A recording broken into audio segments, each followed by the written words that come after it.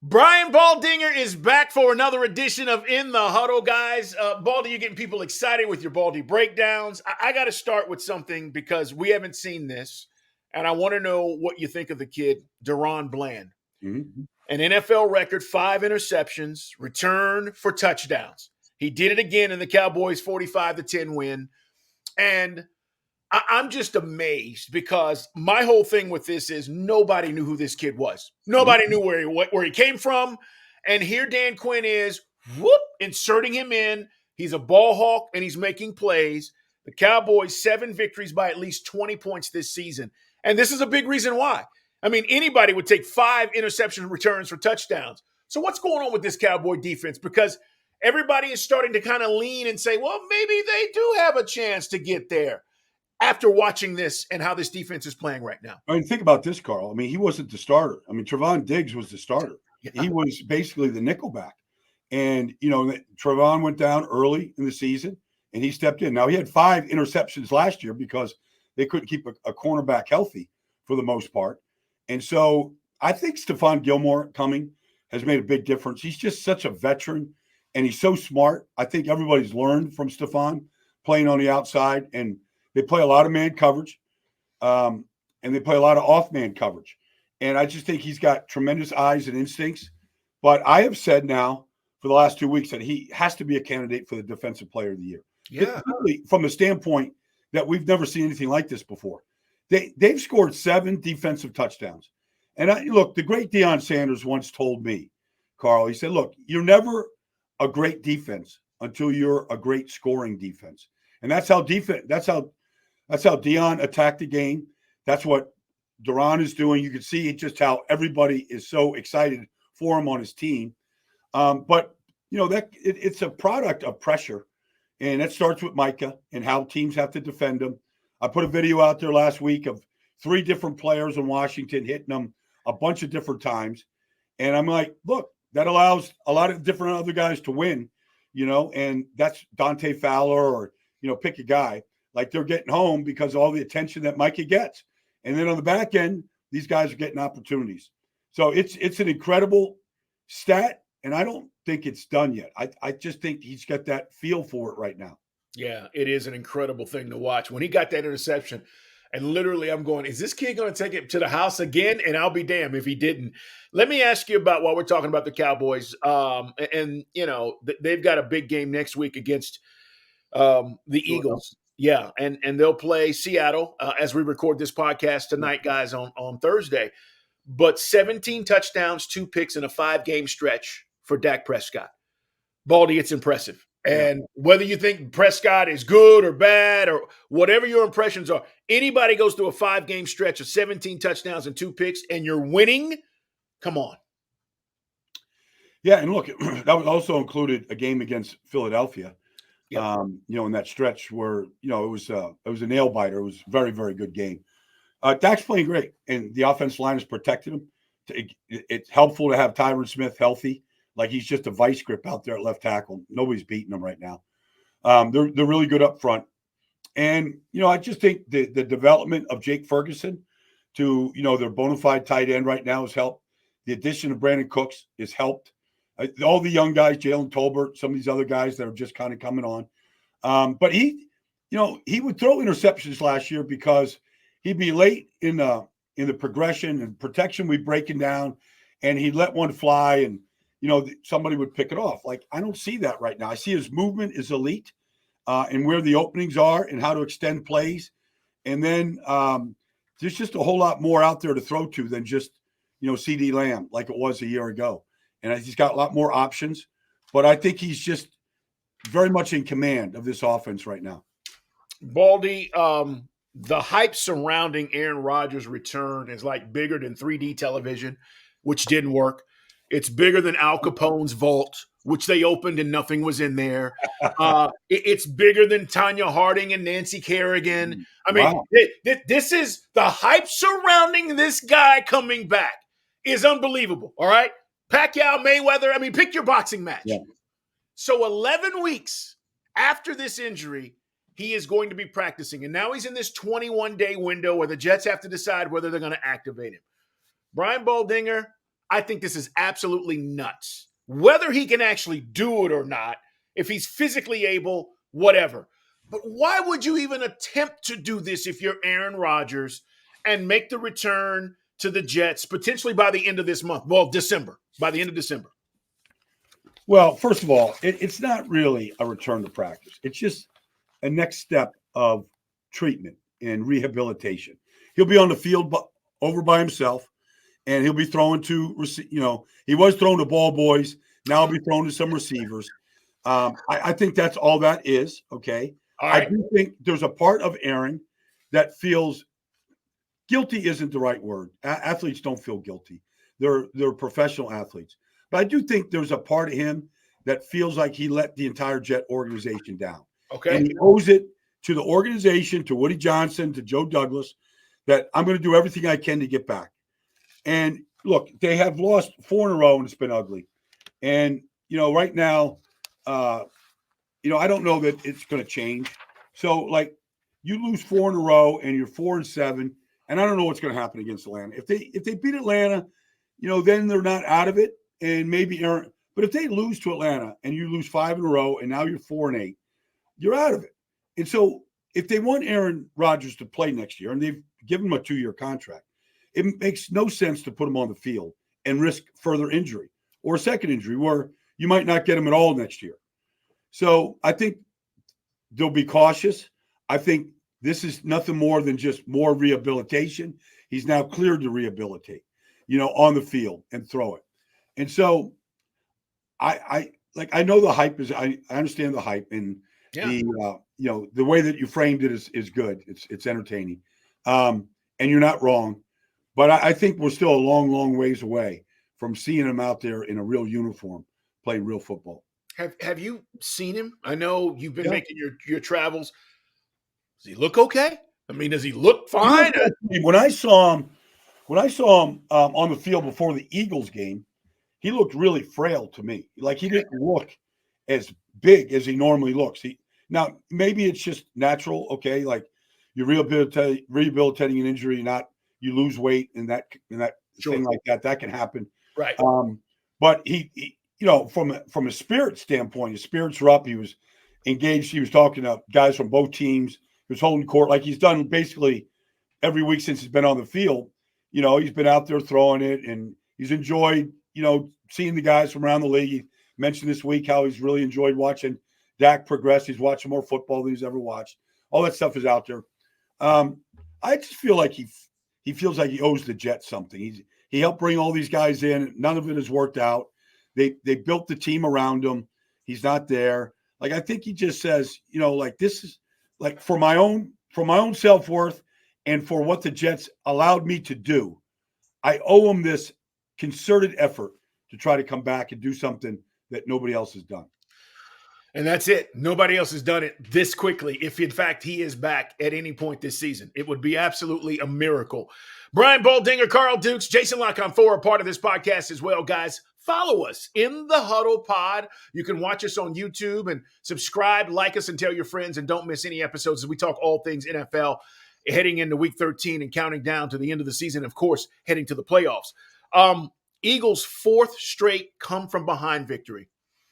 Jalen Hurts, 5 touchdowns, accounted for 5. He's just great in critical situations. And I just want to talk about this for a second, Baldy, and kind of get into this. Yeah. Because we talk about all these aspects of football and offensive line and defensive line. But at the end of the day, right, I just need guys who can freaking make plays in critical situations. And that is what I see with Jalen Hurts. Now, real quick, Hurts has 11 rushing touchdowns. He had 10 in 2021. He had 11 in 2022, and now he's got 11. That's 3 consecutive seasons in which he's had 10 or more. He's great in these critical situations, Baldy. Why? What do you see? He has, I did the Buffalo-Philadelphia game last week, so I was kind of had my eyes on him. He has, if you watch him on the sidelines in between series, he almost is in some deep meditative state. He doesn't allow anything to affect him, any noise to affect him. All he wants to do is continue, not just be great, but continue to find ways to improve. He's with his childhood friend, basically a longtime friend, Brian Johnson. He just wants to be coached hard and to have a chance to get better. And I've never seen a quarterback come as far as he's come, from the last year at Oklahoma to the first year in Philadelphia, where he unseated Carson Wentz and was basically just a runner in that last month of the season. And then the last 3 years, it's just been an arc like we've never seen anybody improve before. And nobody could have predicted a guy that was the 53rd pick in the draft to be where he is right now. So he has this, it's the clutch gene is there, the big game gene is there, but he just is an inspiring leader. And it all starts with him putting all the pressure on himself. And yet I don't think he feels the pressure. I think he just loves to compete. And the throw that he made to Zacchaeus, the touchdown run in overtime to win the game, I think that's who he expects himself to be. He's just built and wired different than just about everybody else at that position in the league. Yeah. And by the way, huge game, 49ers, Eagles Sunday. Baldy, where are you at, by the way, this week? I'm in Washington, Miami, Washington. Okay. So, I'll get the chance to see the Dolphins here. Yeah, and they're an interesting team. I heard the Cheetah say, he thinks this version of this Dolphins team is better than the one that he was on in 19 with the Chiefs that won the Super Bowl. And I'm like, what? That's saying a lot. So he's got high expectations for the Dolphins. There's no doubt about it. But Eagles, at home against the 49ers. And I just want to hit on this because I think it's the best game of the weekend as far as the NFL. 49ers coming in here. They went through that 3-game losing streak, and then it's like we needed to rest, we needed to regroup, and now this is the 49er team we thought they would be, right? They're playing like it. Yeah, I remember talking to Fred Warner after that, and I was there for the Tampa game, and I just said, did you get everything out of your system? You're ready to roll right now? And he's like, you watch us, Baldy. I'm not going to tell you what I think we're going to do, but you just watch us play. Like, they're taking teams apart right now, just taking them apart. And the quarterback's phenomenal. Defense is number 1 ranked defense in football. They're healthy. They lost Hufanga, but this Jair Brown they drafted out of Penn State's a really good player. So they're playing a lot more man coverage than what I've seen them play. And Nick Bosa has told me that if you can get the quarterback to hold the ball just an extra tick, allows us to get home, and they're getting home, and they're affecting the quarterback. And so I like the 49ers in this game, but I also know that to our first conversation, they haven't played anybody like Jalen Hurts. Yeah. And his ability to extend plays and break your defense down, and then the play after the play that's called that he does, whether it's a scramble or whether it's a throw like to Olamide Zacchaeus in the back of the end zone last week. All these plays that he's making, 49ers haven't seen anybody like that. So I don't know how they're going to react. If Bosa's chasing him and, he sees Devontae Smith break free, like he's going to get the ball to Devontae Smith. So it's look, the NFL's lucky. This is a playoff game in week 13 right now, and everybody's going to watch. So you're headed to watch the Commanders at home against the Dolphins, and I just want to hit on this too, because Ron Rivera made some changes. He let Jack Del Rio go last week.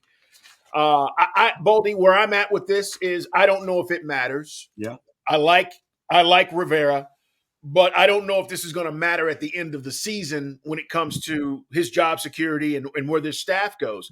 And so I here come the Dolphins. It looks like the Commanders are going to be in trouble again after getting beat down against Dallas. But you tell me, where's this at with Ron Rivera? A lot of people are saying Eric Bieniemy may be next in line if that happens. We're not there yet, but tell me what you think, and you've got this game on Sunday. Yeah, well, I've been friends with Chico for a long time, since he was a player with the Bears. For sure. I have a lot of respect for what he's done. He's actually, brought the Commanders a long, long ways. They changed their name, team name, and changed ownership. Look, the owner, Joshua Harris, owns the Sixers. He has a lot of properties out there. Like, he's evaluating all this. Like, I don't know if Ron's decision to fire Jack Del Rio was his own. I know he brought in Jimmy Salgado a friend of mine to be the secondary coach. Ron's going to call the defense. They've given up 28 touchdown passes so far this season. It's the most in the league by a lot. Yeah. They play a lot of man coverage. I didn't understand it in a lot of games, how you could sit there in man coverage when you lose Montez Sweat and Chase Young, and you're still playing all this man coverage, and Dak is carving you up. Like, they made a change. Maybe it's cosmetic. Maybe, to your point, it's a foregone conclusion. Ron's going to coach. Like, that's all he's going to do. He's not going to answer that question. He's not going to think about it. He's just going to go out and coach his butt off and see what he can do. They're a little bit undermanned against the Dolphin defense that, honestly, even if they had Chase Young and Montez Sweat, just watching Tua play the game right now, he's just gone 11 straight games. He has barely been touched. Yep. He hasn't been hit anything like he was last year. And that was the concern. Could he stay healthy? He gets rid of the ball so fast right now, Carl. Like, I don't know if any defender has a chance to get there to him the way that he gets rid of the football. And these guys are getting open so quickly, and the offense is designed to get the ball out quickly. And so they're very difficult to defend right now. Yeah, I'm curious to see if, the Commanders can play different based on the schematics that you're talking about. And I'm with you. Listen, you don't have the pass rush. I can't let guys run past me like that, right? So I'm with you, Baldy. That's how I felt. Like, I'm thinking when I was watching them last week, I said, I literally said, what are they doing? Yeah. Allowing these Cowboy receivers to, and it dawned on me, they're playing man. Because, when you're watching television, you're at the games, but when you're at the game, it's different. You're only seeing the front sevens, right? Yeah. You're not seeing the back half. And so either way, listen, I like Ron Rivera. I wish him nothing but the best. I just think he's in a difficult situation right now with this whole thing, the way this may play out. Brian Baldinger, Carl Dukes, guys, it's In the Huddle. We do this every week, and make sure you subscribe to get the new episodes. All right, let's talk about the Broncos. Broncos-Texans this weekend. Broncos, this turnaround, Baldy. I mean, it's one of the most incredible things we've seen in football in a very long time. Most times you start 1-5, you're done. We're talking about draft. We're talking about you're letting veterans go. You're saving money. They didn't do that. I mean, they made some moves, but it wasn't like we're quitting. And now they are in the hunt, Baldy, for a potential playoff spot. And I think they're going to get there. I once played on an Indianapolis Colts team that started 1-5. We turned around. We won 8 of our last 10. We got to 9-7. We were on the outside looking in on the final week of the season. But I feel like they've found out what their team is, what they're good at. Last week they ran the ball 39 times for 169 yards against a great Cleveland defense. It nullified Myles Garrett. Yeah. He did not impact the game at all. Their offensive line has started all 5 starters and played almost nearly every snap together. And now you look at McGlinchey and Miners and Cushenberry and Powers and Bowles, and now they play with real continuity. And they're a running football team, and Russell Wilson is either dinking and dunking or he's making a spectacular play to help win a game. And then defensively, Carl, like, they lead the league in turnovers. They've got 16 of them in this 5-game win streak. Nobody's even close. So they're giving extra at-bats, to the offense. And like, I'll never forget this. When Sean won his Super Bowl in New Orleans, Greg Williams was the defensive coordinator, and they led the league in takeaways that year. So, there's a formula there. Let's take the ball away. Let's give them short fields. Let's give the offense extra at-bats. They don't have to be dynamic.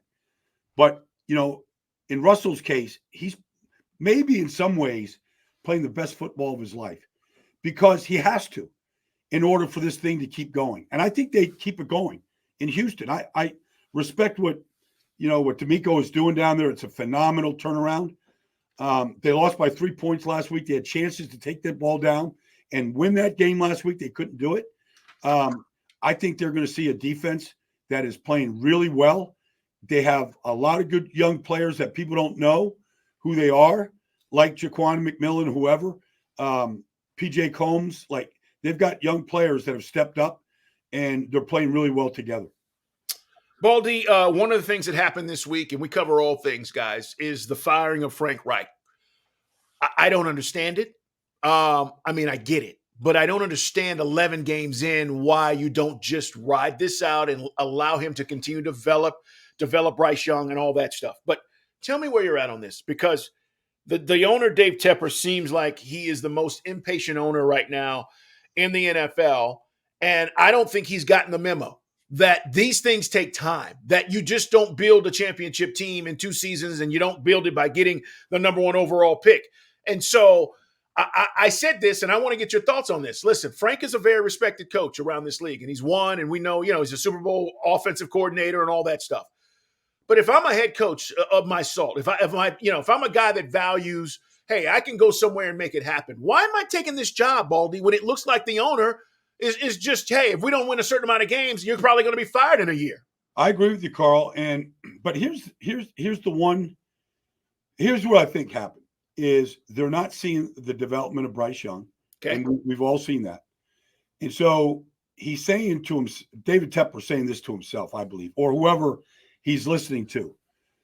If we don't believe that Frank is the guy, and Deuce Staley and Josh McCown and the guys that all got fired, if we don't believe this is the staff that can develop Bryce the way we need him to develop, let's cut our losses right now, and let's be in a position to get the best candidate out there, and let's get a jump on that process.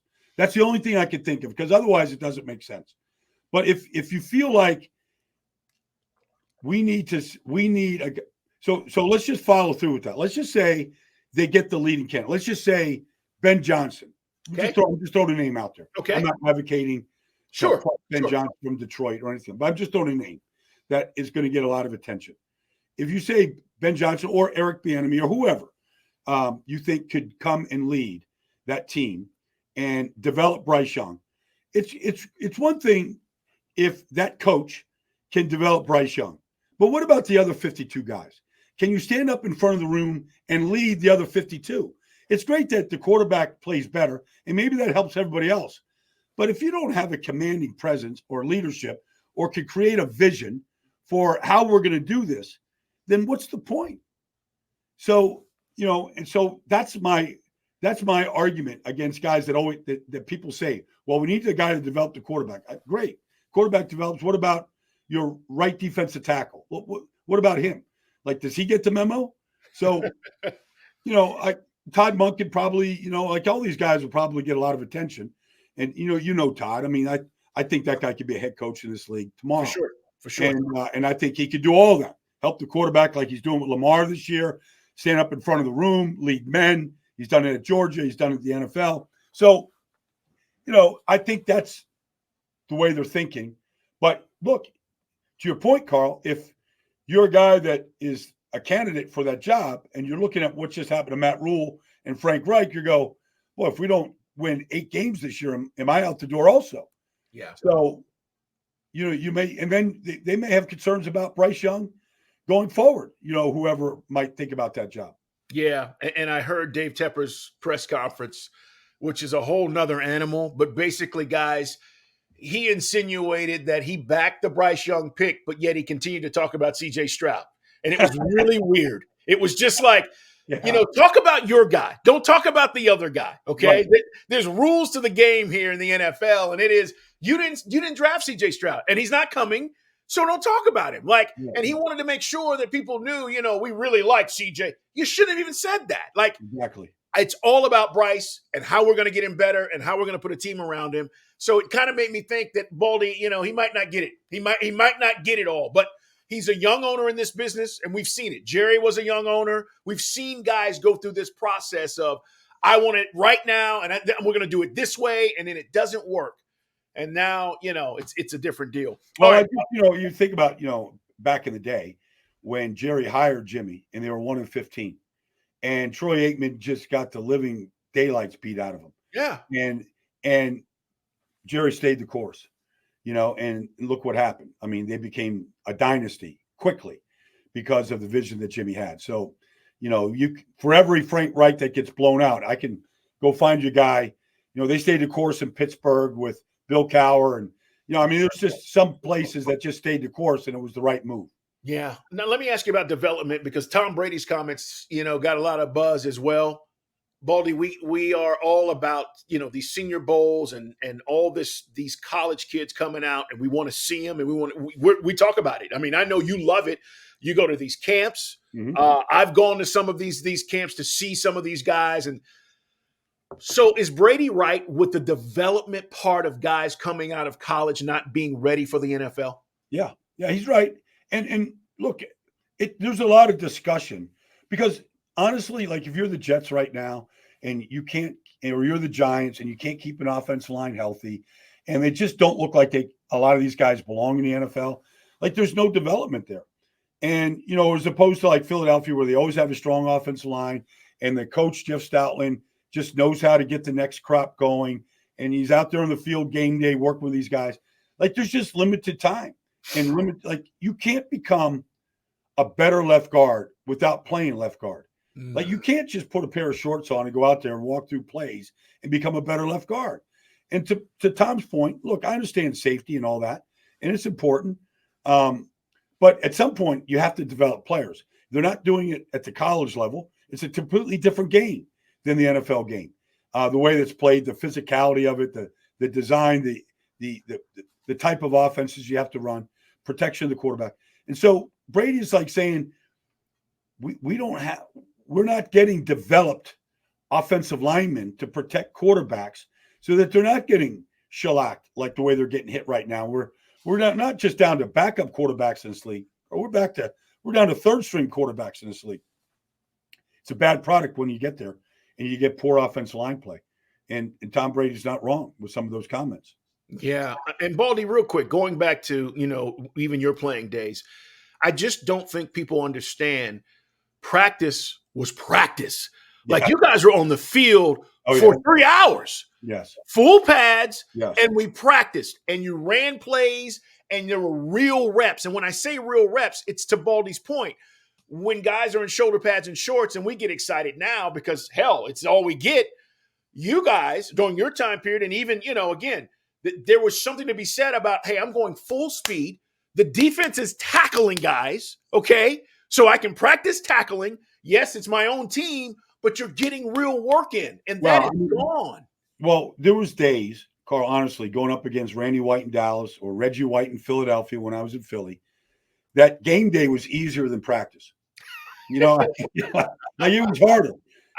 Like you got to the games like, oof, I don't have to block Reggie today. Thank you. Like I'm okay.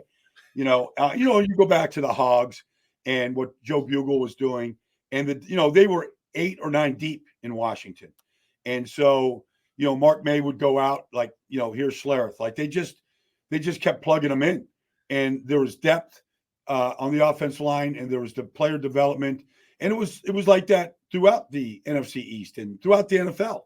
Like everybody had 8 guys that had experience that could play, in large part because of the way that we practiced. And now, I mean, like I mentioned, Denver. Like you see the development of Denver, the fact that these guys are all playing together every single week now. They haven't had the injuries. And you could see how they ran the ball against Cleveland last week. And you go, nobody else has been able to really do that. And so it's vitally important. Like I've had discussions with offensive line coaches and really, the general manager of the league, where if we could just have shoulder pads and helmets for offensive and defensive linemen for 30 minutes a day. Like we could really kind of develop that aspect that's missing right now. And Tom Brady hit it. I mean, he knows what he's looking at right now. Baldy, before we get out of here, Chiefs, Packers, I just want to hit on this because I still believe that the Chiefs probably are going to be the best team in the AFC. I know the Ravens are hot, and, there's a lot to talk about there, but they play the Packers on the road. And I think this is an interesting game on Sunday night for many reasons. Mahomes showed the Mahomes magic last week, coming from behind to beat the Raiders. But I'm really impressed with what I've seen with Jordan Love, specifically over the last 3 weeks. And so, Kansas City's on the road. This is going to be a fun game to watch on Sunday night. It is. It's interesting. I did a Green Bay Kansas City game 3 years ago during the pandemic, and it was the game that Aaron Rodgers missed because he had COVID, and so he didn't even travel with the team. Jordan Love started. It was his only start, and the Packers could have had the ball 100 times. They weren't scoring a touchdown that day. Jordan just wasn't ready for prime time. Right, he was a rookie. He's ready now, but he's going to see as good a defense as there is in football. and a defense that does as many different things as any team. This isn't Detroit on Thanksgiving. This is a totally different defense. And I don't know that they're going to get the open receivers that they got the other. Now, Jordan Love, I believe, is the future in Green Bay. I believe he's the long-term answer. I believe in Jordan Love. I do think he's going to get challenged this week. The part of this game, though, that I think is going to make it much more interesting than what is the play of Green Bay's defense. You know, Rashawn Gary, Kenny Clark, Preston Smith, like these guys are playing really good football. They're taking the ball away.